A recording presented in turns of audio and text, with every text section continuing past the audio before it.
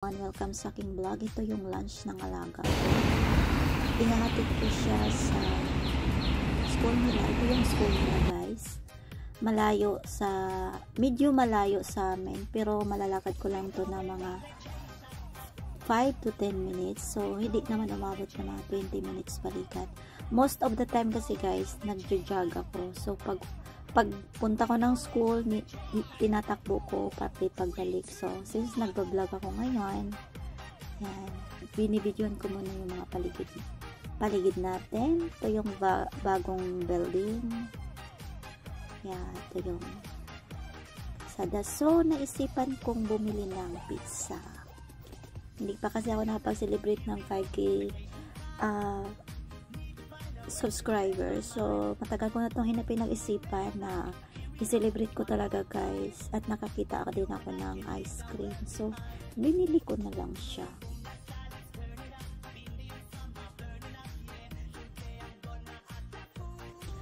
So, dadalhin ko na siya sa counter at babayaran ko na siya. Buti na lang may pera yung Alipay ko, guys, kasi wala akong cash. So, uwi na ako, guys, at dito pa rin ako sa hagdanan dadaan. Actually, hindi, mas pinili ko yung hagdanan, guys. So, dito muna ako kasi nagmamadali ako, lulutuin ko pa tong pizza ko. So, kahit mag-isa lang ako dito, kung mag-isa lang ako dito sa escalator, guys, tinatakbo ko pa rin yan. And this is my building. Dito ako nakatira, guys. Dito ako nagtatrabaho.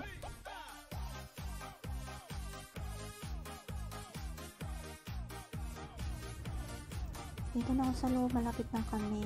So, 16th floor lang naman ako. Open sesame. Ayan. So, here's the tour, guys. Nakita ko pa talaga yung 16th floor.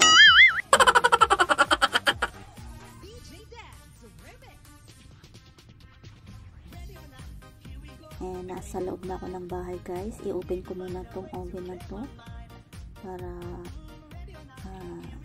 i-rate ko muna siya.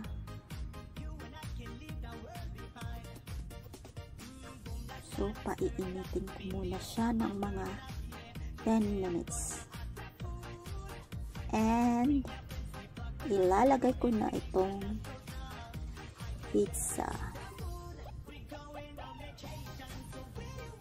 Malaki siya, guys, actually. Kahit kung hiwain siya ng 4 na piraso, busog ko na sa isang piraso. Pero since mukbang tayo ngayon, guys, because I'm celebrating my 5K subscribers sa YouTube, so lulutuin ko ito lahat at kakainin ko ito lahat. Tingnan natin, guys, kung makakain ko ba ito lahat.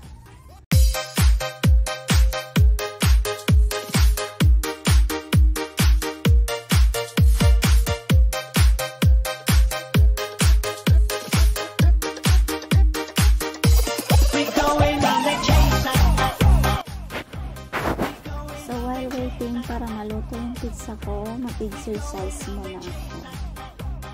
Ito lang yung busy ko araw-araw, guys. Kapag wala akong ginagawa. Minsan kung tatama rin ako, gusto kong mag-nap or gusto kong mag-cellphone na lang. Ito yung parang pinupush ko talaga yung sarili ko na mag-skipping rope. Kasi ito lang yung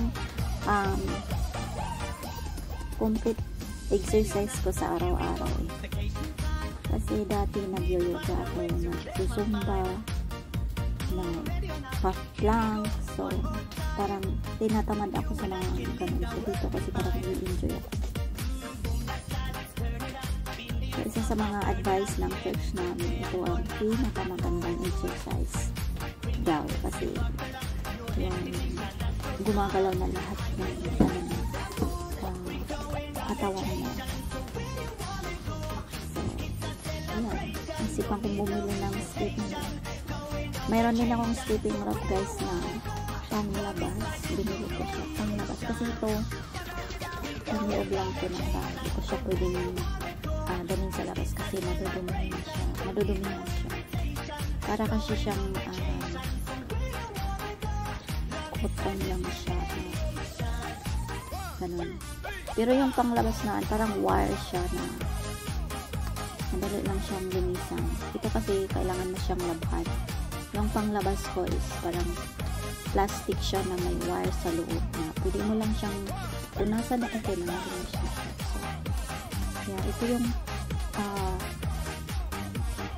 for how many years kasi nung hindi na ako nag-exercise, so nagawa ko na lang to para naman mapawisan kahit sa paano. Actually guys, yung weather dito sa Hong Kong ay hindi ko minsan maintindihan is minsan umiinit, minsan lumalamig, pero may magme-May na minsan nakakapagod. Bakit mo na sila ba?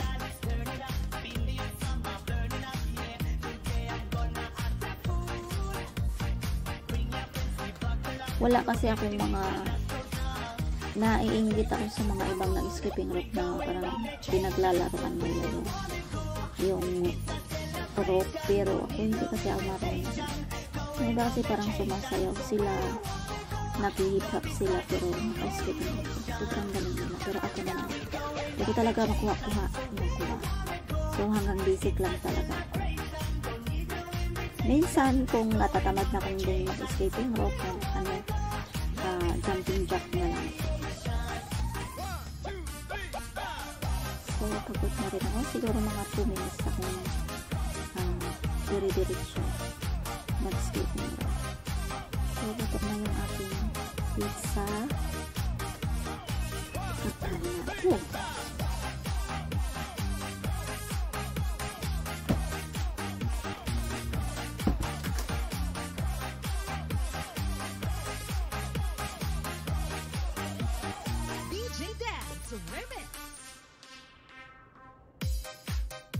Ready na ang aking pizza.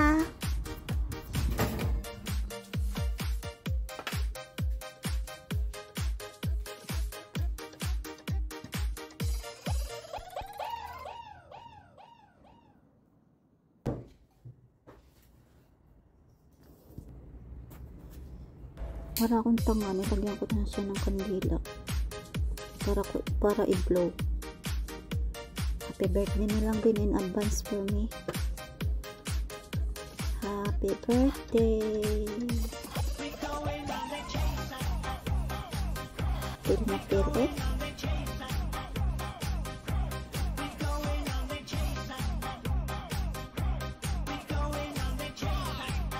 Siligpit ko muna itong kandila.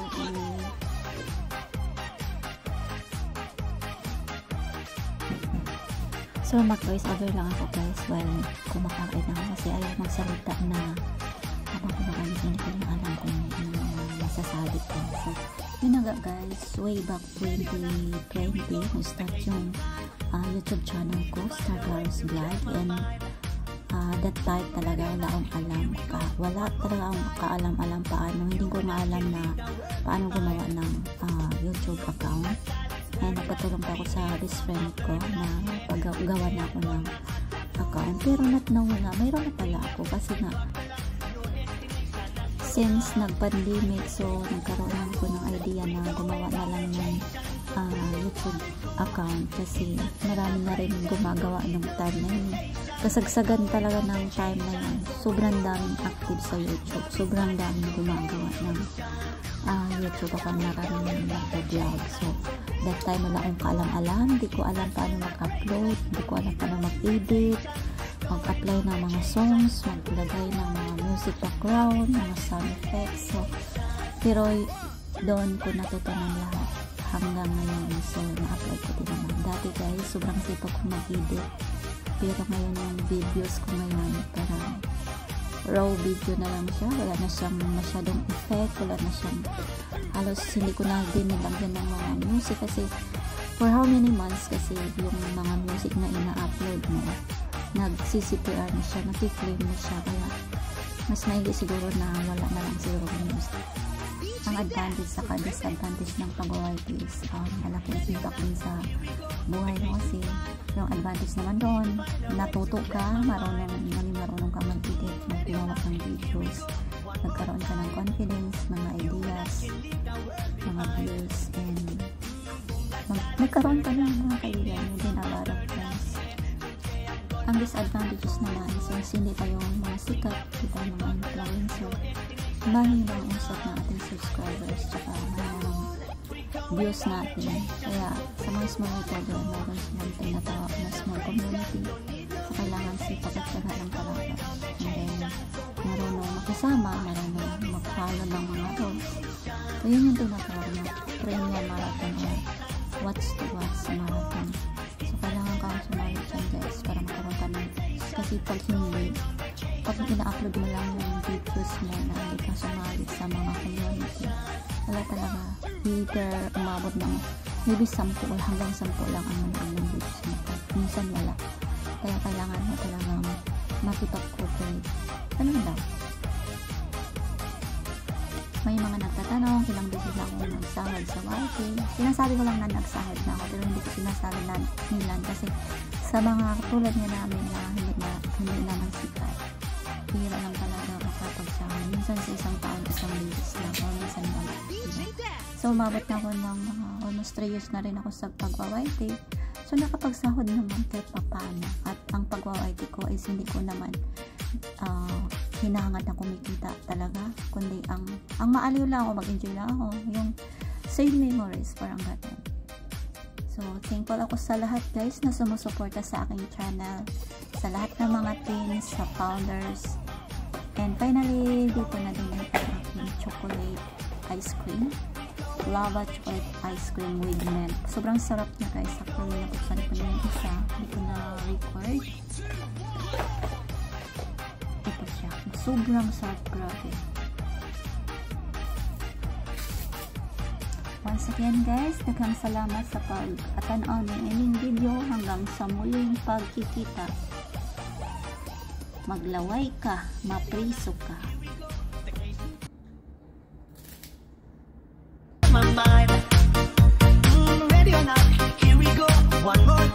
Hey guys, sa lahat ng mga sumusuporta sa akin, sa mga nag-subscribe ng channel ko, Star Claros Vlog, maraming salamat po. Salamat sa panonood. See you on my next vlog. Thank you guys. Thank you for watching. We're going on vacation, so where you wanna go? It's a celebration, don't need no invitation. Going on vacation.